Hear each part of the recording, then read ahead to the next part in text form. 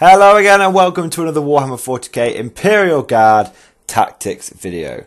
So today's video we're going to be looking into what I like to call it sort of my, I say it's my homebrew tactic. It's homebrew in terms of the way I use it for Imperial Guard, but it's a relatively well-known tactic.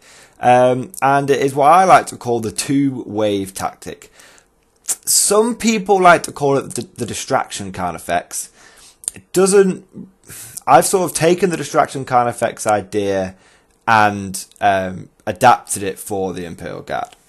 So, for those of you that don't know what the distraction Carnifex concept is it's something that came about when I think it was Tyranids got released in 3rd edition, or when they were re-released in sort of 4th edition.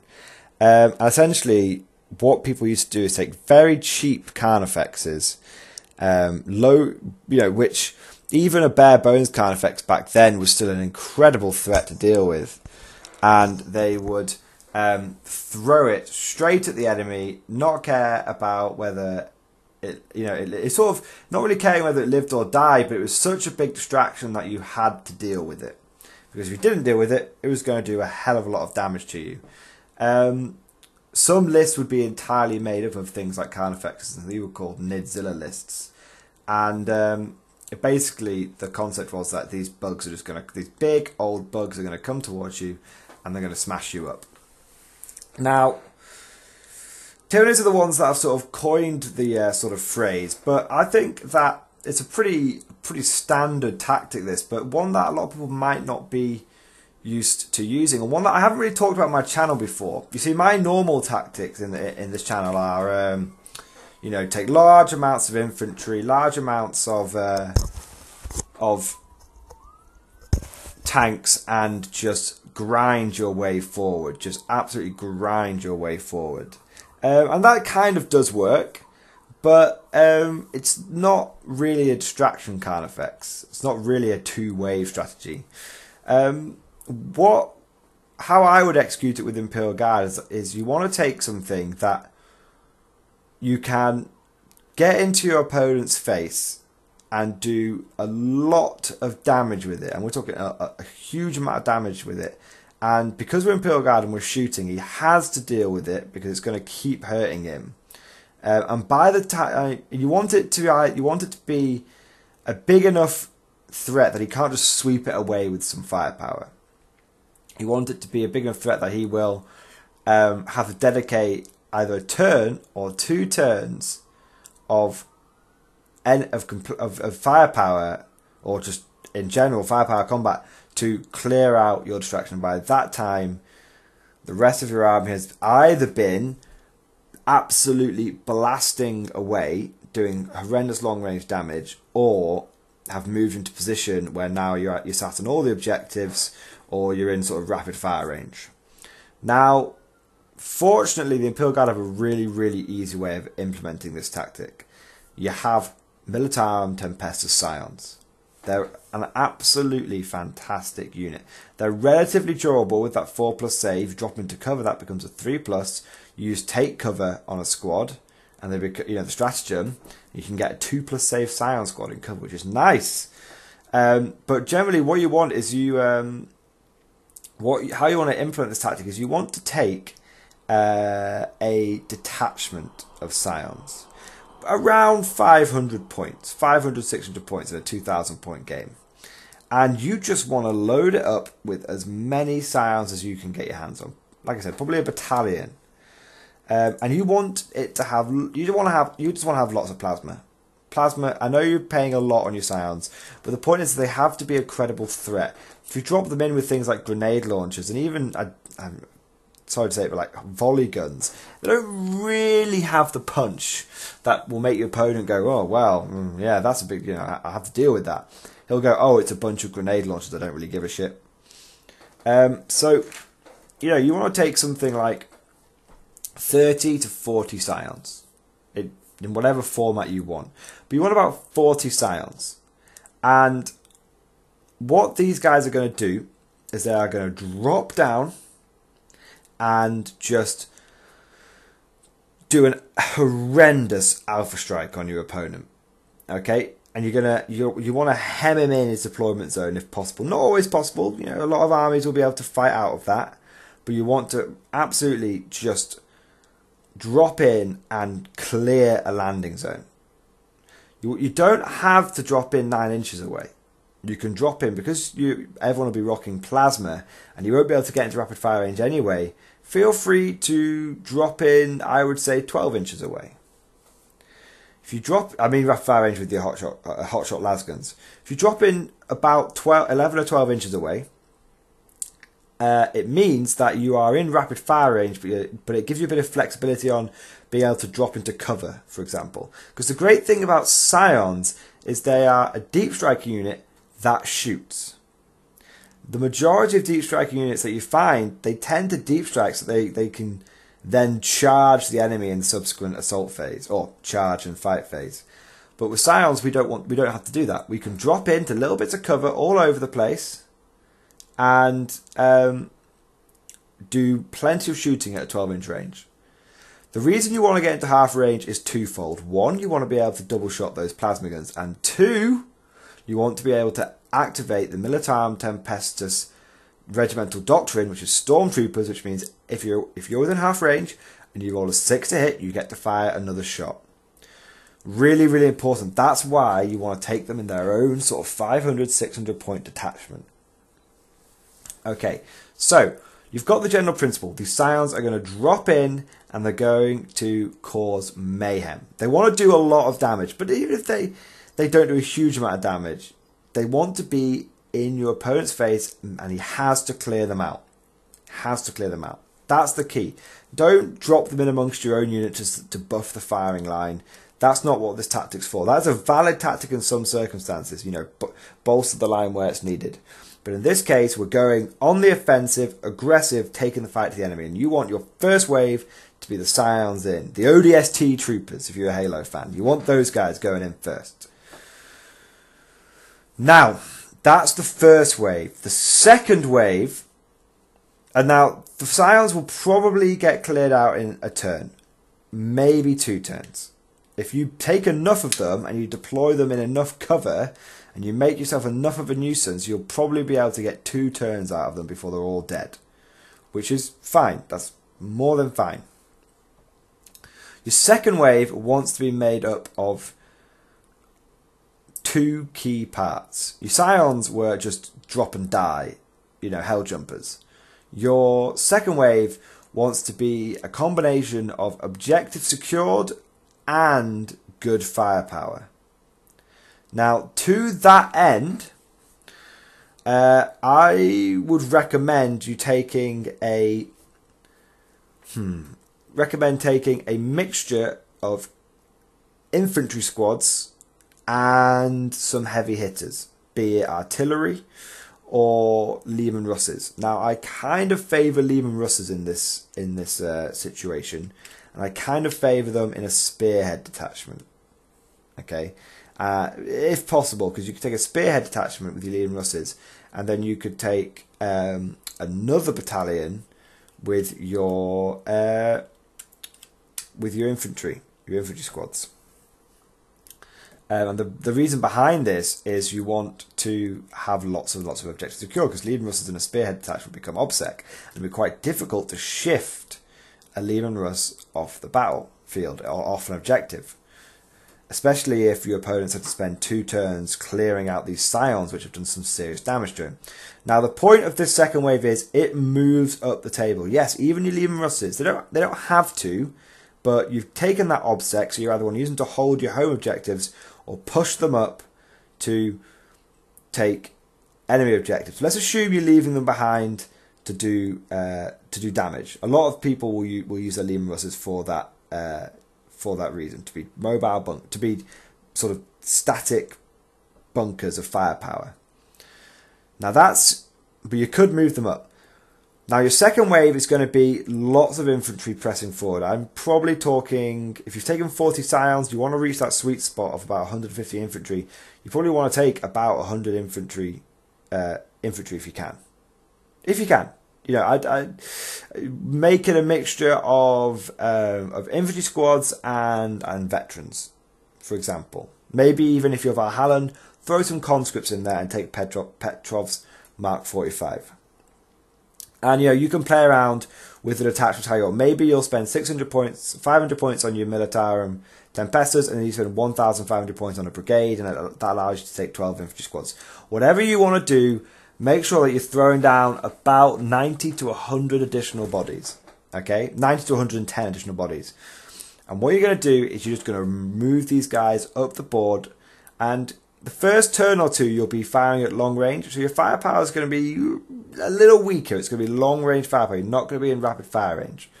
But you want to, the Scions are going to buy you enough time to get into maximum Daka range. Okay, because remember, your opponent's hopefully, mostly, obviously it depends on what armies you're facing, but your opponent should be quite busy in his own deployment zone dealing with 40 Scions. By the time he's cleared those guys out, he's going to have another 100 infantry pounding up, ground pounders, just getting up the field into his face. And then he's got another 100 dudes to deal with. They're all in rapid fire range, and that's the second wave. And your artillery and your Lehman Russes are sat there doing lots and lots of damage from afar. Okay? Because the key to trying to make this work is you want your opponent to never really get to target the main damage dealers of your army, which will be your Lehman Russes, your artillery. Okay? The point is that the first 2 turns he's got to deal, first 1 to 2 turns he's got to deal with his Scions. And the second 2 turns, or to potentially the rest of the game, depending on how much firepower he's got left, he's got to clear through 100 infantry bodies, because they're swamping the middle of the table. They're taking objectives. They're pushing into his deployment zone. And so by the time he's dealt with the second wave, or even, he may never deal with the second wave. I found this tactic, when this tactic works, the majority of opponents never fully deal with the second wave. They may fight it to a stalemate, but that's it. But they're still pent up in the middle of the table / their deployment zone. And all this time, what has been firing turn after turn after turn? Artillery and or Lehman Russes. And that is how the 2-wave tactic works. Okay? You have to have wave 1 has to be in your opponent's face. Smash, smash, smash, smash, smash. He finally deals with that by the end of his turn 2. Oh look, going into turn 3 and 4, he's got 100 infantry he's got to deal with. Shoot, shoot, shoot, shoot, shoot. Oh, it's the end of the game, and my opponent's still got all his heavy hitters left. He's still got probably 30, 40 infantry left, and he's swamping all the objectives, swamping the whole board. And that's how you want to play it. Now, the reason this tactic is useful is if you're one of those players that's finding your damage dealers, your long-range damage dealers, dying consistently at the beginning of every game. Okay? Because the reason why that will be happening is because your opponent will see that your infantry is going to take 2 or 3 turns, well, 1 or 2 turns, to get into optimum firing range, but he knows your battle cannons and your tank cannons and other things are in range already, so he'll target prioritize down, with his long range anti-tank. He'll do that to take out your Lehman Russes. And then by then it's playing into his favour, because what's happened is the first 2 turns he's dealt with the first turn or 2 he's dealt with the Lehman Russes, and he gets to turns 3 or 4, he's already dealt with most of your damage dealers, and he's just got a bunch of unsupported infantry that he can kill through, and he hasn't even taken that much damage. So that's why the Scions are really, really important. That's how they bring this whole tactic together. The trifecta. You've got the dropping units, the grinding units, and the boomy units. Then it all comes together to make a solid tactic. This can work with pretty much any regiment. Vostroyans like it because they've got an extra 6-inch range, 3-inch rapid fire range for their guns. Steel Legion, obviously, they can get, if you can get a mechanized second wave, if you can have your first wave of Scions dropping in, followed up by 4 or 5 infantry squads in Chimeras, that can really, that can be a very 1-2 punch, one wave after the other. It doesn't give your opponent any breathing room, but makes you weaker because he's only got 50 infantry fight through in Chimeras on OBSEC. Yeah, so there's that, and then you've got You've got Destroyers, you've got Steel Legion. Valhallans, Valhallans are the masters of the grind. With Valhallans, you can easily get a whole load of conscripts on the field and get them up the table. Yeah, no problem. Talon Desert Raiders, they'll be advancing and shooting, so it works with them. Mordian Iron Guard, well, Mordian and Iron Guard are a very infantry-based army, and you have that built-in 5+ Overwatch, so if your enemy decides to try and charge you off, he's going to take some damage. But obviously the +1 leadership will help you reduce battle shot casualties going up the field. Katachan is interesting because you will want your distraction to be able to survive long enough for you to start getting into flamer range and strength 4 close combat range. Or you can advance up to your 12-inch rapid fire. If the enemy tries to attack you, you've got strength 4 as a defensive weapon. Use it how you will. I think that's all of them mentioned. If I've missed one, I apologise. But you get the general gist how this tactic will work with any regiment. Now, one thing to say is I have mentioned one distraction card effect, or one way of implementing the 2-wave strategy. There are numerous waves, okay? Putting, you know, if you, the traditional way that guard might do it is taking like something like 10, 15 Bulgrins and marching them up the field at the opponent's face. Your opponent will have to eventually deal with them. Or putting something like that in Valkyries or Chimeras and, you know, charging them out. That as well. You could either sort of go sort of full Mad Max Warboy and just drive it up as fast as you can, or you can try and sort of deep strike in. Now, I've used this tactic with Scions, but I think, and I know a lot of you will be like, oh no, don't mention the Dreaded Xenos, but I think this is again another tactic that if someone wanted to use Genestealer Cult instead of Guard, you know, I know some people have responded to that video saying this is exactly what I've been doing, I'm converting to Genestealer Cult, gives me that edge, then fair enough. Then this could be very powerful because you could have, you know, sort of 100 neophytes, and that only costs, you know, even with mining equipment, that's only going to cost you, you know, sort of 700 points. You can take, you could take then, no, maybe not 500, 600 points for the neophytes, for 100 neophytes. Going up the table, you could then take 2 or 3 Liam Russes and 2 or 3 Goliath rock trucks or Sentinels, whatever you wanted. And add up to about 1,500 points, and you take yourself 100 neophytes and 100 Liam Russes and 5 or 6 heavy hitters, and then that leaves you 500 points left over, and you could take a whole load of pure. You could take something like 30 pure strain Genestealers. I'm working with rough numbers here, obviously. You know, you could take something like 40 of those Acolytes or something. You know, you play the numbers. I don't know Genestealer Cult that well, but what I'm trying to say is, for those of you Imperial Guard commanders who are worshipping the 4-armed Emperor at the moment, little shout out to you guys. The way you guys could do it is obviously have your neophytes, which we've talked about sort of being a hidden gem, moving up, securing territory, firing out, Liam Russes, bombarding outwards, and by the time your opponent has dealt with your 30 pure strains or however many you take, I think 30 would be the minimum. I think 30 pure strains or 40 acolytes, something like that. That's what you're going to have to dedicate, because you need the key. Because I see a lot of Genestealer Cult players where they just take like 1 or 2 units and then they die. They do an Alpha Strike, die, and then they're screwed. No, you want to have enough bodies so that the opponent has to deal with them, and they have to be a big enough threat. Last point to make is, you could do this very similarly as Genestealer Cult and take sort of half your neophytes running up the board, half your neophytes, you know, deep striking, roughly, or a cult ambush. But I have played a couple of test games with Genestealer Cult now, and I find neophytes, they don't really alpha strike very well. The Scions, they wouldn't taking 100 neophytes and ambushing. I don't think it would be enough. It might be. I just don't think it would. So I'd recommend some close combat powerhouse to really put the voodoo into your opponent and follow it up with a wave of neophytes. Anyway, I know a lot of people will be rolling their eyes. Stop talking about the Xenos Mordian Glory. Okay, fair enough. That's a 2-wave tactic. Leave lots and lots of comments, as always. Tell me what you have found to be a good distraction, carnifex / good unit to implement as part of the 2-wave tactic. What have you found works well for you? Is it Ogryns? Is it Bulgrins? Is it Scions? Is it Flamer squads? What have you found that works? Share that knowledge down in the comment section. Share it with your fellow Imperial Guard commanders, and hopefully we can refine this tactic. So, hope you guys have enjoyed this video.